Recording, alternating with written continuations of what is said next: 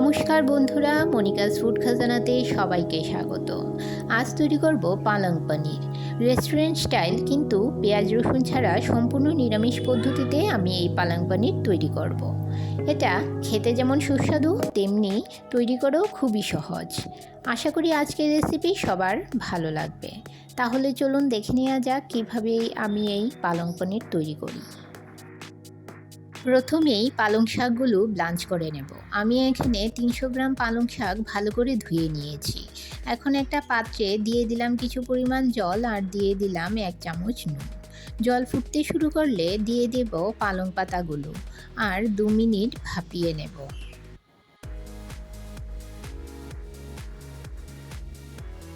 দু মিনিট ভাপিয়ে নেওয়ার পর পালং পাতাগুলো তুলে ঠান্ডা জলে ডুবিয়ে রাখতে হবে।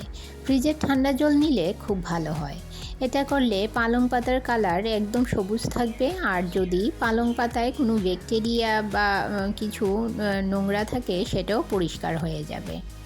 এখন পালং পাতাগুলো জল থেকে তুলে নিয়ে 2 হাত দিয়ে চিপে পালং পাতার মধ্যে যে এক্সেস জল আছে সেটা বের করে নেব ও একটা মিক্সি জারে পালং পাতাগুলো নিয়ে নেব। এতে অল্প পরিমাণ ধনেপাতাও দিয়ে দিলাম। এর একটা স্মুথ পেস্ট তৈরি করে নেব। পালং পাতার পেস্ট তৈরি করে নিয়েছি। এখন আমি আরেকটা মশলা তৈরি করে নেব। একটা মিক্সি জারে নিয়ে নিলাম 1/2 ইঞ্চি আদার টুকরো, 4টে কাঁচা লঙ্কা ও 2টো মিডিয়াম সাইজের টমেটো টুকরো টুকরো করে কেটে নিয়েছি, আর দিয়ে দিলাম 8-10টা কাজু বাদাম। এখন এর একটা স্মুথ পেস্ট তৈরি করে নেব। এখন গ্যাসের চুলায় একটা প্যান বসিয়ে তাতে দিয়ে দিলাম 2 চামচ বাটার। বাটার মেল্ট হতে শুরু করলে তাতে ফোড়নে দিয়ে দিলাম 1 টুকরো দারচিনি, 3টে লবঙ্গ, 2টো এলাচ ও 1/2 চামচ গোটা জিরে। ফোড়নটাকে সামান্য নেড়ে নিয়ে দিয়ে দিলাম 1/2 চামচ হলুদ গুঁড়ো, 1 চামচ লাল লঙ্কার গুঁড়ো, 1 চামচ জিরে গুঁড়ো ও 1.5 চামচ ধনে গুঁড়ো। এই রান্নায় ধনে গুঁড়োটা একটু বেশি লাগে। সামান্য নেড়ে নিয়ে দিয়ে দেব 1 চামচ হিং। এখন মশলাটাকে 2 মিনিট ভালো করে কষিয়ে নিতে হবে। তারপর দিয়ে দিলাম স্বাদমতো নুন ও 1 চামচ চিনি দিয়ে একটু নেড়ে নেব। তারপর দিয়ে দেব 1 চামচ গরম মশলা গুঁড়ো ও 2 চামচ কসুরি মেথি।